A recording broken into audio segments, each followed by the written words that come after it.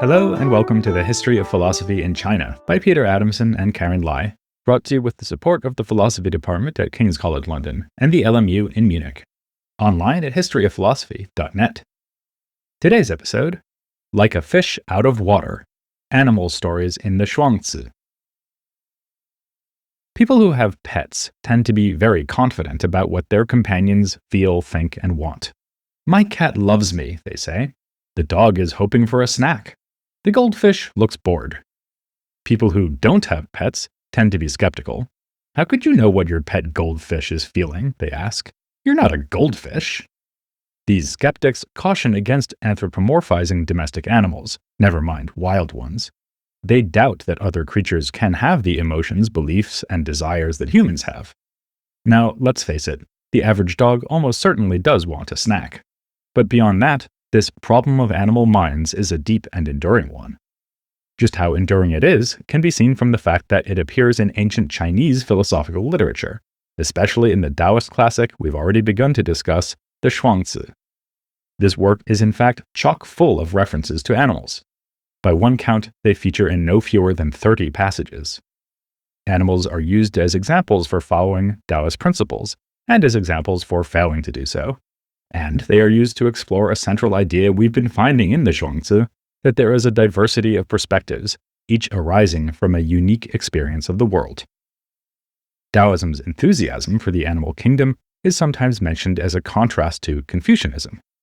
As one scholar has noted, in comparison to the Zhuangzi, the writings of a Confucian author like Zhuangzi feature an unfortunate absence of talking animals, and perhaps for good reason. The relationships at the core of Confucian ethics are between people and other people, not between people and animals. Confucianism was also oriented towards politics, and thus invented in human kingdoms rather than the animal kingdom. Where animals are mentioned in the Confucian texts, they are contrasted with humans to highlight humankind's superiority. Zhuangzi himself emphasized this contrast, saying that, for instance, filial piety is not just feeding one's parents, since one does that even for dogs and horses. When he was told of a fire in a stable, he asked whether any humans had been harmed, but not about the horses. And to explain why he had not chosen the life of a hermit, he said, "I cannot flock together with the birds and beasts. Am I not a member of this human species?"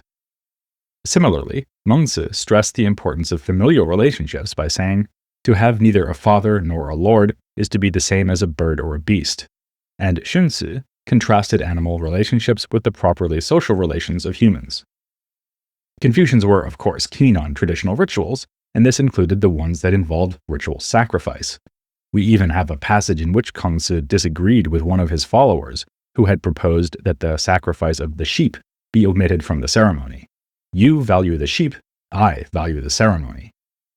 One might also think here of Zhuangzi's dialogue with the king who took pity on the trembling ox.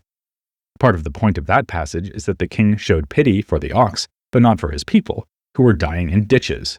How could the king prioritize animals over humans? None of which means that Confucianism lacks resources that could be used to support benevolence towards animals. Zhuangzi says, "The attitude of an exemplary person towards animals is this: once having seen them alive, he cannot bear to see them die, and once having heard their cry, he cannot bear to eat their flesh." And elsewhere, he recognizes that the Confucian commitment to balanced and appropriate relationships does extend to animals. The superior person's attitude towards inferior creatures is that he is kind to them, but he does not treat them as human beings. His attitude toward people generally is that he treats them as human beings, but does not treat them as parents. He treats parents with affection, is lovingly disposed to people generally, and is kind to creatures. The Confucian doctrine of graded partiality means that just as one can and should be more attentive to the needs of one's parents than to the needs of other people, one should be more attentive to human strangers than to animals, as in the Zhuangzi's trembling ox story. But by the same token, just as prioritizing one's parents doesn't mean ignoring other people, neither does prioritizing humans mean a total lack of sympathy for animals. Rather, one should be kind to them, but in a modest way that is appropriate given their lack of affinity to us. By contrast, it is typical of the more inclusive attitude of Taoism that the line between human and animal was artfully blurred. This fits with the more general Taoist tendency to resist a moral hierarchy between the human and the non-human. One might, in this context, see the Taoist reference to heaven, qian, as close in meaning to the concept of nature. So there are indeed talking animals in the Zhuangzi, and animals who serve to epitomize the Taoist outlook. Admittedly, there are plenty of foolish animals here too, like the monkeys who get upset because they are offered 3 nuts in the morning and 4 in the evening, and are then delighted when they get 4 in the morning and 3 in the evening instead. Here the monkeys seem to stand in for foolish people who deserve mockery because of their emotional attachment to things that are in fact unimportant, even as their minder is modeling the way peacefully to dissolve conflicts between people who are so opinionated, just like the people who make shi-fei distinctions, as we saw in the previous episode. We might take this to reflect the attitude of the Taoist philosopher towards other thinkers, like Confucians and Moists, who get dogmatically attached to their own rival views. Elsewhere, a louse exemplifies outright obliviousness, satisfied with its comfy spot on the body of a pig, because it is unaware that the pig is soon to be roasted. For the most part, though, the animals in the Zhuangzi do know what they are doing. They are shown having preferences that are in themselves legitimate, even if a human would not share them. Thus, we have a turtle who would rather continue to drag its tail in the mud than be enshrined with honor for centuries after death. In fact, Zhuangzi in this story says he'd rather be like the turtle than serve as an official of a king. Likewise, in a passage that resonates strikingly with the pre-Socratic philosopher Heraclitus' remark that salt water is life-giving to fish, but poison to humans, the Zhuangzi asks, "Humans eat the flesh of hay-fed and grain-fed beasts. Deer eat the grass. Centipedes relish snakes. Owls and crows crave mice. Which of the 4 has a proper sense of taste?" The same passage talks about the literally inhuman sleeping arrangements preferred by animals, on damp ground or up in a tree, and notes that they will flee the most beautiful of women as if she were repugnant. Never mind, different strokes for different folks, here we have different features for different creatures. In some cases, the animals of the Zhuangzi seem to have an instinctive sense for being responsive to Tao. Think again of the enormous peng bird, whose own perspective is so broad that all distinctions vanish from its point of view. The smaller creatures who fail to appreciate that lofty perspective unwisely judge peng according to their own capacities. By contrast, peng does not speak, it just flies, capturing the Taoist attitude of carefree wandering, the title of the Zhuangzi's first chapter. Having been transformed from a fish does not unsettle peng, as it has an attitude that is open to wandering, simply to explore. In another story, we hear about fighting roosters who are trained until they become impervious to agitation or fear from other birds. Their unresponsiveness terrifies the birds who are matched against them in combat, as this demeanor is so unexpected. By being unresponsive, these roosters intimidate others and thus protect themselves. A similar point is made with the example of a human archer who would have more trouble shooting accurately to win a reward of gold than to win more humble prizes. For animal or human, the Taoist way is to remain unaffected by circumstance. The pleasing irony is that the less one is concerned by the result, the more likely one is to achieve it. Thus, the relaxed archer will win gold as if he were shooting for small change, and the fully trained roosters are so calm that other roosters are afraid to fight them. Now, in these stories, the animals seem simply to serve as analogies or symbols to express Taoist philosophy. It does not seem that real wisdom is being ascribed to real animals, even if the roosters in the cockfighting story are said to be complete in virtue. But the Zhuangzi is not without interest in real animals, precisely because of the aforementioned point about the diversity of perspectives. One of the most memorable passages in the whole work directly addresses the question of whether it is possible to cross the divide between a human and an animal perspective. It's worth quoting the whole thing. Zhuangzi and Huizi were strolling on the bridge above the Hao River. "Out swim the minnows, so free and easy," said Zhuangzi. "That's how fish are happy." "You aren't a fish. How do you know that the fish are happy?" said Huizi. "Well, you aren't me, so how do you know that I don't know the fish are happy?" Huizi responded, "We'll grant that not being you, I don't know about you. You'll grant that you are not a fish, though, and that completes the case that you don't know that the fish are happy." Zhuangzi replied, "Let's go back to where we started. When you said, 'On what basis do you know that the fish are happy?' You asked me the question already knowing that I knew. I knew it from up above the Hao River. There's a lot to say about this passage, and indeed a lot has been said. Enough articles have been published on it to be collected as a book, and just recently, Michael Beanie has written a whole monograph about it. But let's start with the basics. The two interlocutors, Zhuangzi and his usual sparring partner, Huizi, are reenacting the sort of debate we described at the start of this episode. Zhuangzi thinks he knows how the fish feel, whereas Huizi is a skeptic. He deploys Zhuangzi's own perspectivist philosophy against him, suggesting that only a fish can know how a fish feels. Zhuangzi cleverly turns this against Huizi. Since he is not Zhuangzi, how can Huizi know that Zhuangzi does not know how a fish feels? Huizi, having fallen into the trap of self-contradiction, tries to escape by demanding that Zhuangzi himself should admit his lack of fish understanding. Then instead we get a rather obscure final move from Zhuangzi, which looks to turn on a bit of wordplay. Translating literally, Huizi has asked from where, An, Zhuangzi would know how the fish feel. Zhuangzi says simply, from up here on the bridge, looking down at the river. This much seems relatively clear. To dive deeper, so to speak, we should firstly look at the argumentative structure of the exchange. In order to challenge Zhuangzi's apparently innocuous remark about the happy fish, Huizi is depending on an implicit principle. This would be along the following lines. You cannot know what it's like to be a fish without being a fish. Or, to put it more generally, you cannot know what it's like to be such and such without being such and such.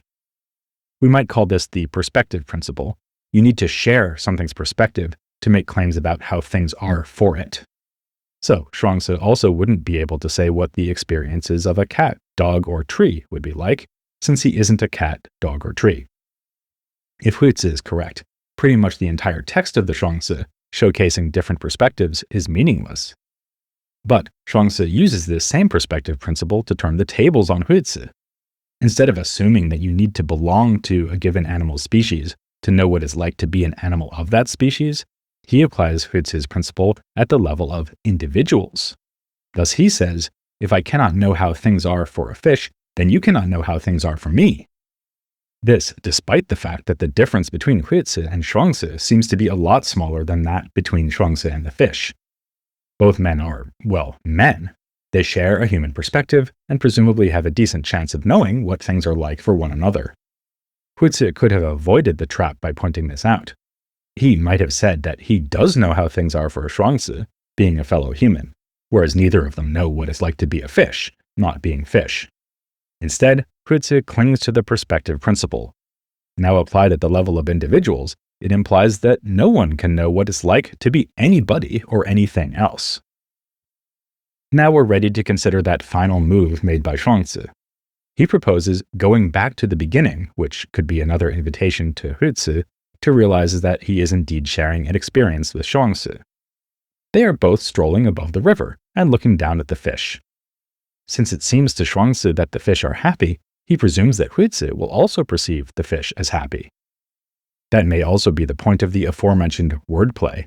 It is from here, that is, from the perspective of a human wandering along a bridge and looking down at the minnows in the river, that the fish can be judged to be happy. If that is as far as Zhuangzi wants to go, then the upshot could still be a kind of skepticism or relativism.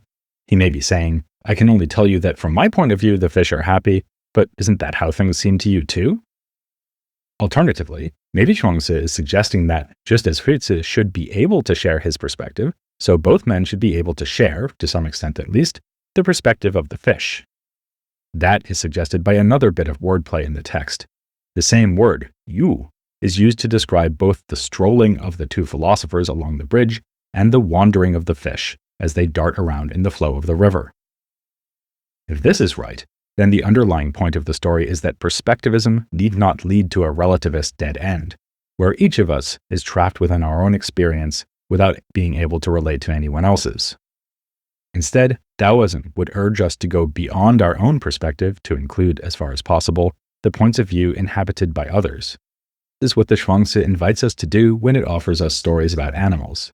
They provide opportunities for us to wander into these animal perspectives, to consider the foibles of some of them, and to realize that they're all too human, or rather that we're all too much like them. To wander is in fact to exercise our imagination, to consider possibilities we might never dream of were we merely to inhabit our own headspace. In fact, the word yu, meaning wandering, is one of the most significant terms in the Zhuangzi, and it's associated with how we come to know and understand our world in a flexible and adaptive way that is so characteristic of the Zhuangzi. In the happy fish story, this is precisely Zhuangzi's point. Huizi should try to be, as it were, a fish out of water, seeking to empathize with the minnows by exploring analogies between his own human experience and what the experience of swimming fish might be like. That message would certainly have application to our own attitudes towards non-human animals. If we are trying to understand or even adopt the perspective of animals, then we are clearly not thinking about them only instrumentally. The Taoist could not consider an animal only as a source of food or as slave labor or as a ritual sacrifice. Anthropocentrism would be ruled out just as much as individualism. Both would be forms of the unnecessary kind of distinction between this and not this that the Zhuangzi criticizes in other passages associated with Shifei thinking and the artificial rigor of schools like Confucianism and Moism. To have the broadest possible perspective is to say, as the Zhuangzi puts it, no thing is not other, no thing is not it. If this policy is maximally open-ended, then it would go beyond identification or empathy with animals. Taoists might also think their way into the perspective of, say, plants. And we find the text doing exactly that. In another story involving animals, the sage Kongzi encounters a hunchback who excels at catching cicadas with a pole that has glue on it. He has trained himself for years for this task, in part by making his body as much like a tree as possible, his torso like its trunk, and his arms like its limbs, because cicadas live in trees. So here we have a man whose skill has been acquired by branching out even beyond the animal kingdom. An even clearer example is a passage in which a master carpenter dismisses a sacred tree as having useless wood. The tree then appears to him in a dream and tells him that this supposed uselessness has in fact been most useful. It has meant that no one ever bothered to cut the tree down, so that it will be able to live out its natural lifespan. Just as owls would rather eat mice than human food for dinner, so a tree would rather seem useless to humans because it won't be made into a dinner table. So, there is indeed a powerful contrast with the Confucians here, but it is not quite the one we might have expected.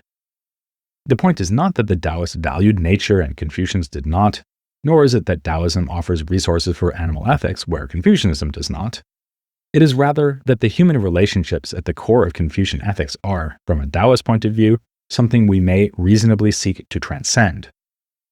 As for the Confucians, they were good enough at appreciating other perspectives that they understood this very well, which is why Xunzi criticized Zhuangzi by saying that he was obsessed by thoughts of heaven and did not understand the importance of humanity. Those stories about the cicada catcher and the carpenter illustrate another striking habit of the Zhuangzi. Just as it is full of stories about animals, it is full of stories about craftspeople and others who are distinguished by their practical abilities, for instance, an expert swimmer. What is the point of these so-called skill stories? Like the sacred tree, you would do well to join us next time to find out, here on The History of Philosophy in China.